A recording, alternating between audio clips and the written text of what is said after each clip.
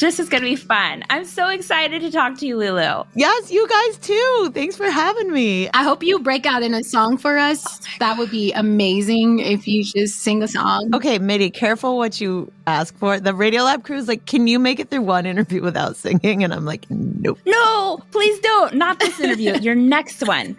Okay. Welcome back to another episode of the VIA podcast, dedicated to exploring the American West. I'm Michelle Donati. And I'm Mitty Hicks. And today we are talking all things natural wonders. And Mitty, we have the perfect guest, someone who's been teaching us about science and natural wonders for years, Lulu Miller. Thanks for inflating my ego so much before an interview. I appreciate it.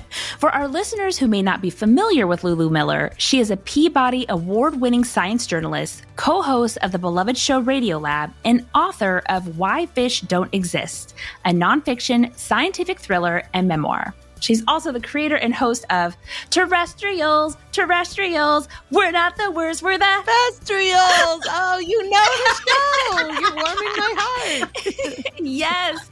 Her podcast is for people of all ages that explores the strangeness that exists right here on Earth. Terrestrials actually returns for the second season in September. Lulu Miller, welcome to the VIA podcast. Woo! Oh, thank you both for having me. It's so fun to just think about travel and some of the favorite places I've been. I'm a little more landlocked these days. And so it was really fun to get ready for this and just like cast back through memories about this earth and the secret, wonderful places. So thank you. I can't break out in song because like I'm really insecure about my voice, but I appreciate you and Michelle for being so brave.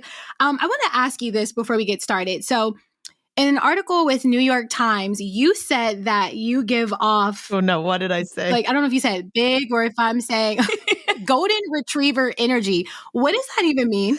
I think I'm like a little overeager and like, I do want to like...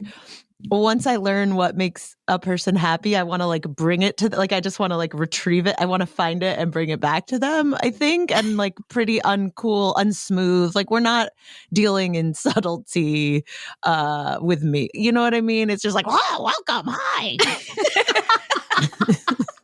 Well, is that the inspiration behind creating Terrestrials? Is that big golden retriever energy? There's a little of that in there. And our team is very like dorky and joyful. You know, so we started it on the Radiolab for Kids feed. It's very much got that Radiolab feel if you've heard it, which is, you know, narrative stories with sound design and irreverence and humor, but depth. I think of it as kind of a podcast where a feed where it feels like a nature walk. And each time I'm your friend who's going to take you on a nature walk, hopefully show you something really unexpected, like not just beautiful, but that might sort of break an expectation you had about nature. And then I get to do it with some really incredible people who help me make it. I know we're both moms. Yeah. And one of the things I love most about being a mom is rediscovering the West through the eyes of my children, right? Yeah. I've been to Zion National Park with a friend, but then I got to take my kids there, right? And just seeing it through their eyes really just opened that sense of wonder. And that's what we're going to talk about today is some natural wonders in the West. I feel like the West is full of natural wonders. Yes. And there's really no one better to talk to about natural wonders than you, Lulu. So I have a tour for you. I'm going to take you on a tour of some of my favorite spots. Dying to know what's first on your list. Are you packing up? Bring some parkas and good gloves because we are going to Alaska. Okay. I'm actually heading there in about 2 weeks myself. So this is... Are you really? Yes, this is absolutely perfect. Great. Okay, so we're going to Fairbanks, Alaska. We are about 3 hours from the Arctic Circle. So we're real up there. And I got the opportunity to go just a couple months ago, which you may notice is February, great time to go to Northern Alaska. Oh yeah. I was going actually for a reporting trip for Terrestrials and for doing something about the Arctic ground squirrel, which is this incredible mammal. It's an extreme hibernator. It burrows all alone. and then it just shuts its brain off and drops its body temperature to below freezing, even though it's a warm-blooded animal. And it is basically brain dead for about 8 months, which, historically would mean brain damage or memory loss. And then in 3 hours in the spring, it shivers awake and everything regrows in 3 hours. Oh my gosh. That's insane. It's wild. It's like it goes into a coma. It's deeper. They said it's deeper than a coma. It's less brain activity than a coma. Less brain activity than sleep. It's like from a squirrel, mind you, who already has like the brain of what, an acorn? If that. No, like they're very smart. They're very smart. They can remember like the location of 10,000 buried nuts. But anyway, so people, it's really cool. And people interested in Alzheimer's research are interested, like, what chemicals effortlessly regrow a brain? And people at NASA are really interested. How do you naturally trigger a hibernating state? Like, maybe we could do that for astronauts on the trip to Mars, and then they wouldn't have to eat so much if they were sleeping the whole time, and they wouldn't fight so much. Right. So anyway, it's a very cool story. And I was there for a very quick trip because, again, I have 2 kids and I'm actually pregnant right now. And they just like, oh, congratulations. Thank you. And it was kind of a like, go there, meet the squirrel. I got to hold the squirrel in my hand as it shivered awake, which was really cool. And then it was like, interview the scientists, see its natural habitat, go home. Like, I finished my day of reporting. And so I sort of had from dusk till dawn to myself. And so I was like, what should I do? And I looked around and I found this aurora chasing company that will help you try to chase the northern lights. And the way they do it is you go on a dog sled ride under the stars, and then they cook you a big meal of like fresh fish, fresh salmon, and there's a heated yurt, and there's also an outdoor bonfire depending, and then you just wait, because the auroras are they're almost like foxes. Like, you don't know if they're going to come out. And I had never seen the Northern Lights. It was a total bucket list for me. They were called First Alaska Tours, and they pick you up in a van at your hotel, kind of like a Polar Express for adults. So you just, at 10 p.m., they show up and you get in, and then they do. I love that comparison. Yeah, they drive you up. They drive you up a mountain. So it was like about 40 minutes outside of Fairbanks. So you're kind of further away from the lights of the city. And I remember thinking, okay, I've always wanted to see the Northern Lights. I'm so excited to do this, but is this dangerous? I'm pregnant. Like, am I being really foolish? Is this reckless to go dog sledding? And I had this moment of, oh gosh, like, should I not be here? And so the first thing you get to do is go meet all the dogs, and they encourage you to like hug that, like they're all, you can go interact with them. So I was like, yes.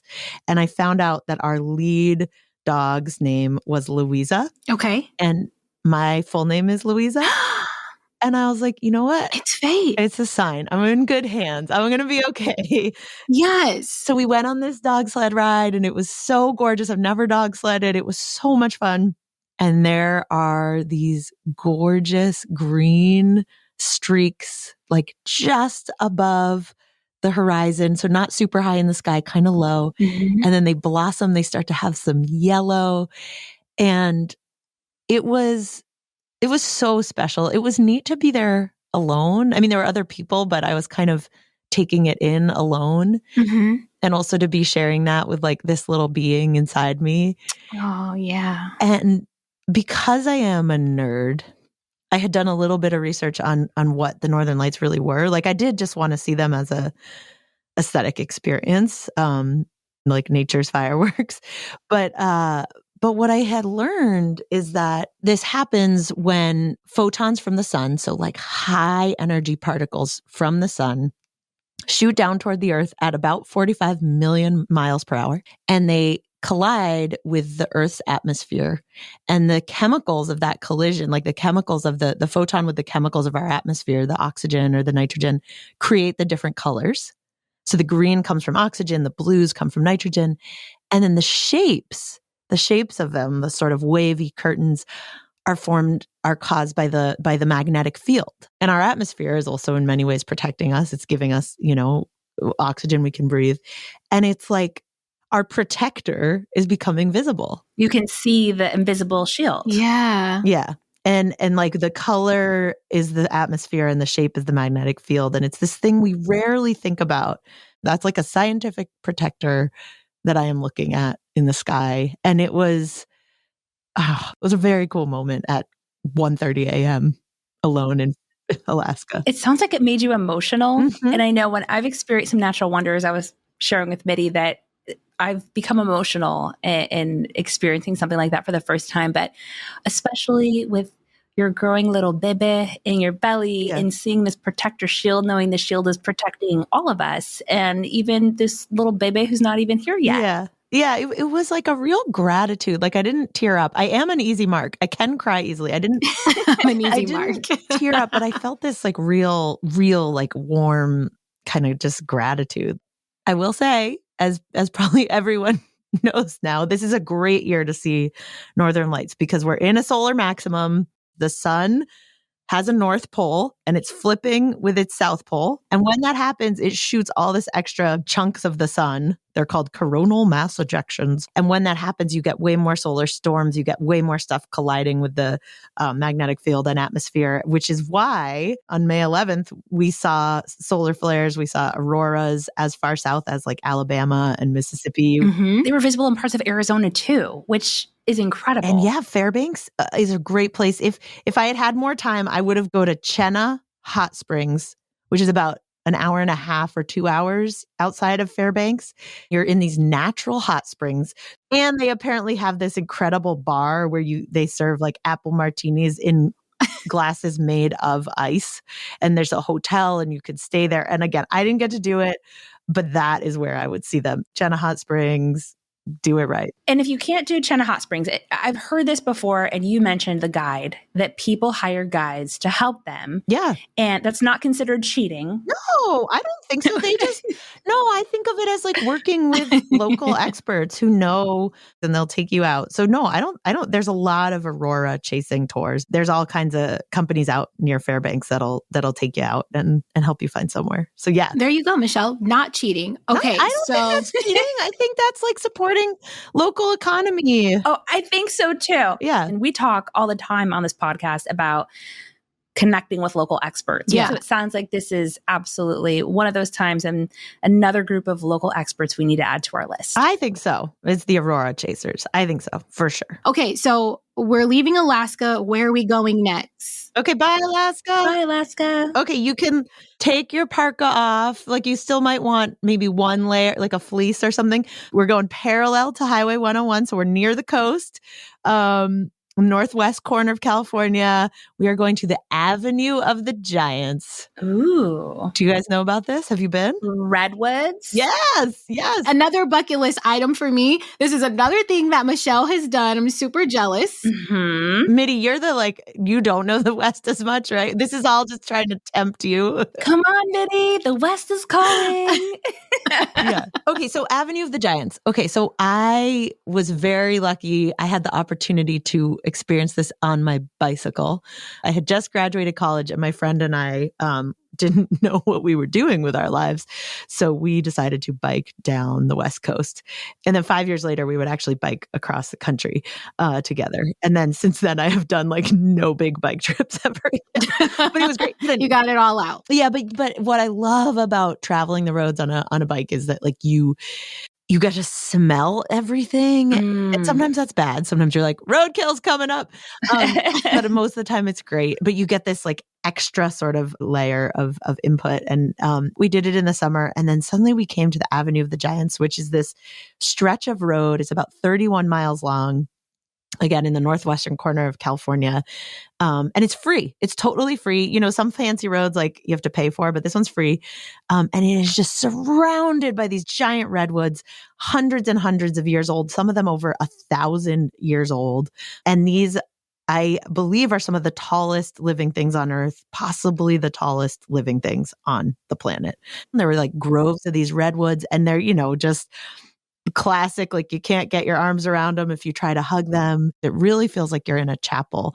The underbrush, there's not that much underbrush. Like, so it's not a very itchy kind of forest, where there's like thorns and brambles. There's some, but yeah, it's just these huge trees and then this soft ground because they're covered in pine needles. Like it's silent, like it muffles sound. And then the smells of just like smells so good.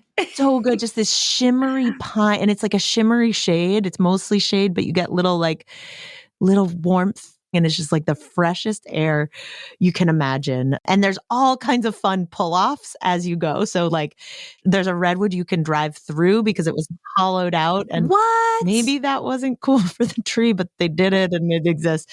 And they have this tree called the immortal tree, which has survived all these attempts of like all these lightning strikes and Really? loggers trying to chop it down and fires. And it is over 1,000 years old. And then just the imagining like a thing that has just been around and seen so much and endured so much. But one really neat thing about redwoods is their bark is so thick. It's 6 to 12 inches thick, like before you get to the living tree. Mm-hmm. And there are no flammable resins in it.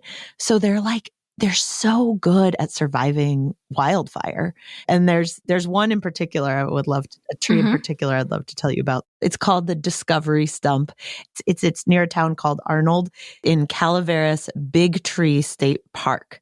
And it is the stump of a redwood that is so big across. It's like over 25 feet in diameter. You know, like it's been used as a dance hall. And the stump? Yeah, like a dance floor. It's been used as a bar, a bowling alley. Like it's so big. You can. What is 25 feet in diameter? 25 feet. It's like, what would be a good way? I mean, it's like a indoor pool? Yeah, Okay. totally. That is pretty big. Like, do you have to climb up it, or how does this work? You've got to like shimmy up. It's probably, I don't know exactly, but it's like probably 4 feet or so off the ground. So it was cut down in the 1850s. These men came across it and they just thought, oh, it's so big. We need to like take it on the road as a natural wonder and show people just like a slice of it. Like, big tree, look how big tree grows, so they cut it down, even though, who knows how many like hundreds and hundreds of years old it was. So they cut it down like humans are wont to do, being kind of greedy and selfish. It took them 22 days boring holes in it to cut it down because it was so big. And then when John Muir, famous John Muir, read about this, he was so mad at this kind of gluttonous, human, pointless, just kind of ravaging of nature. It really helped spark the conservation movement. Like he wrote about it a lot with outrage. So it kind of has this lore of being, like one of the ground zeros for the conservation movement. I think what's really the reason I want to see it partly is just the sheer size, and partly because it has this sort of historic moment of being a metaphor for maybe not our best uses of nature, but also maybe inspiration to change. Right. I am currently on a research bender about tree stumps. Wait, a research what? Bender, like just going deep, like going wild on research. It's real nerdy speak. I love it. For tree stumps. So because for terrestrials, we are doing an episode about tree stumps. We're calling it the Stump-isode. And here's what's so neat about that. I mean, just super briefly, I've always seen them as sort of dead things, just right. I'll just think about the tree that used to be there. But people who really study them have found like they are hubs of life and they're so crucial to the forest. Like, so historically humans have used stumps as, altars, or stages, places to give their stump speech. But foresters have studied it, and basically they are such hubs of life that forests are healthiest when there's about 30% dead trees. So I would love to go see the Discovery Stump. I don't think I've ever been as excited about stumps than I am right now. They're not an object that gets a lot of love. It's like squirrels. Squirrels don't get a lot of love either. The Arctic squirrel. Yes. Our last, maybe it was 2 episodes ago, was with an animal expert. Yeah. Anyway, she was really fascinated by a lot of reptiles that typically don't get love, like the Gila monster. Oh, interesting. And she talked to us about how blockbuster drugs Wegovy and Ozempic were inspired by the venom of a Gila monster. What? Yep. Yes, yeah. right? Yeah. It comes from the Gila monster? Michelle's reaction too. Oh, the Gila monster inspired it. But this is the thing, if it's common knowledge, people will be like trying to get bit by a Gila monster. I can see it right now. Gotta get my summer body. Let me go sit by Let me go steal up.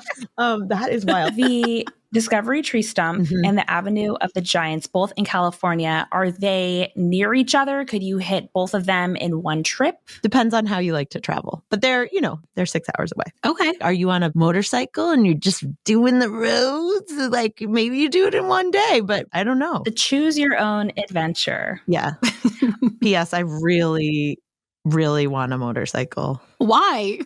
It's a total bucket list. I almost got one. And then my wife was like, okay, you are soon to be a mother of 3. Like, Yeah. you can have one in 20 years once everyone's like through college. So I don't know. Someday, mark my words, I will have one day. Yes. Okay. Would you like me to take you to the 3rd place on our adventures? Yes, please. Okay. Get ready to be stunned.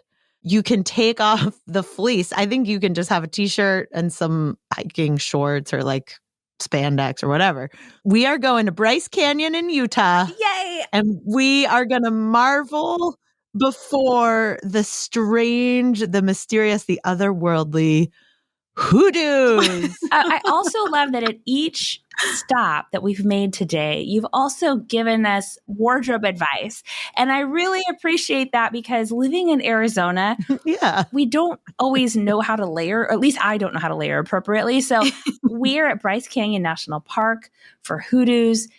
Tell us about hoodoos. Okay, so hoodoos. So it sounds like, wait, one of you, Michelle, you've been there, and Mitty, have you been? I have not, but it is on my bucket list. I'm actually kind of terrified by these little goblin statue things. I have so many questions for you, but maybe you'll explain. Mitty, they're not little. They're not. Right, you're right. They're everything but, right? Yeah. These are giants in the desert, right, Lulu? They are giants in the desert. And that's why I said you might not need your fleece. I was thinking there's not much shade around. You are out in the sun. And I was picturing summer. I would guess probably in winter it can be pretty darn cold in Utah. So I don't know. Check.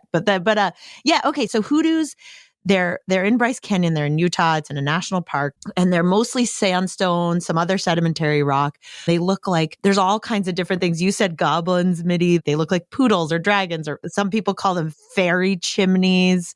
They almost look like giant stalagmites, but except they're not sharp. They're rounded at the top. And Bryce Canyon itself is the biggest collection of hoodoos on Earth, with these wild, like totem pole, earthen chimney fairy goblin structures. And they're reddish orangish with some stripes of different colors, whites and light greens. And the way that I understand some of the erosion that's going on is that it's called frost wedging. And so water will get into the sandstone or the sedimentary rock and then kind of freeze. And then it breaks off in this weird way that makes them kind of top heavy. You get this top heavy, these bulbous shapes. And then just so many of them, hundreds of them, standing side by side. It really does feel, I don't know, artistically, aesthetically, it feels like it's a gathering of otherworldly people, or like they have some silent little message for you. And I know in the sort of indigenous, the Paiute people who live there,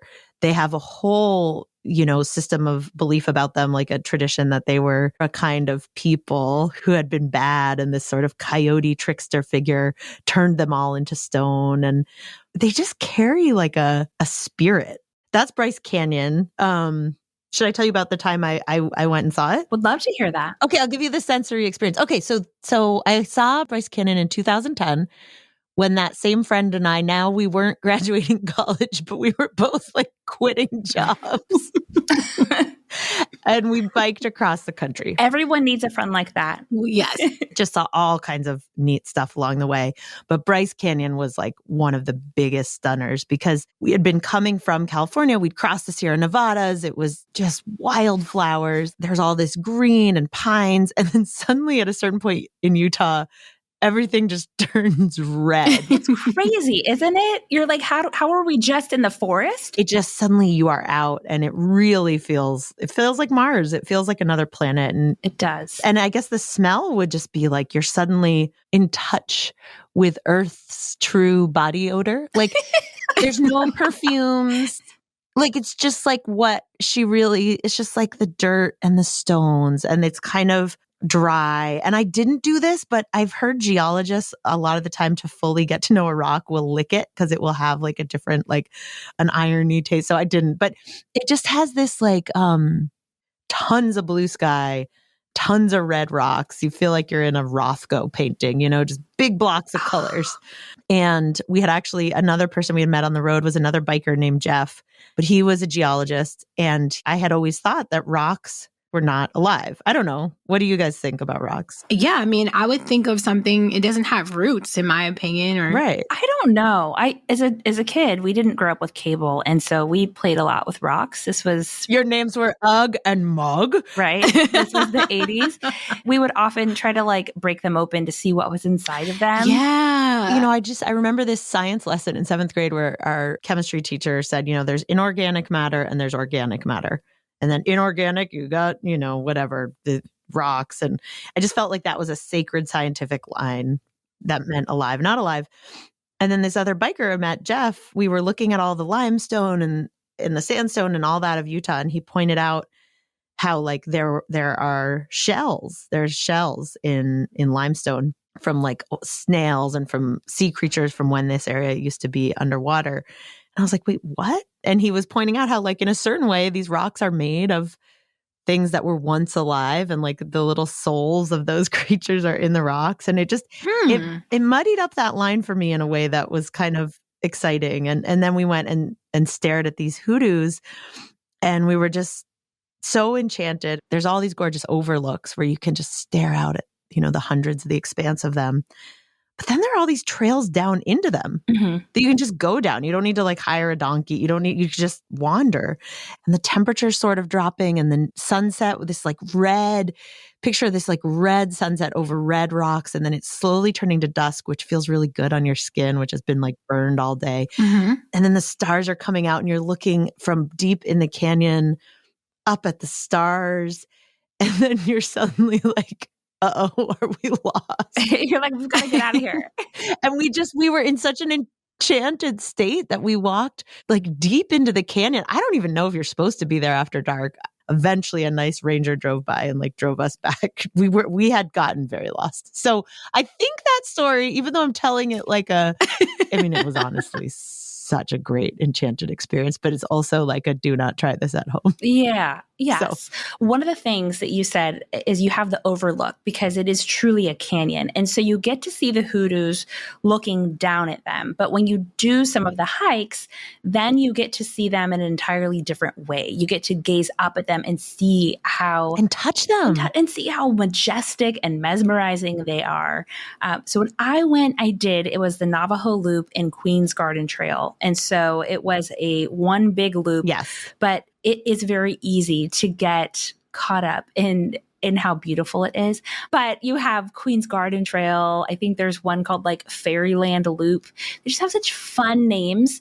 And I think a lot of them are based on the formations you'll see as you're hiking. Oh, I love that. And I wish I want to go back with my All Trails app now. And you're so right. That perspective switch I think is so fun. You don't feel like you're on Earth. One of the things that you said, you talked about natural wonders, chapels and things like that. My question is, how can visiting these giant rock spires or even a giant tree stump, how can that help adults reconnect with their childlike curiosity? What is your advice for that? I mean, two things come to mind. One is forcing yourself to maybe take 2 extra minutes than you normally would.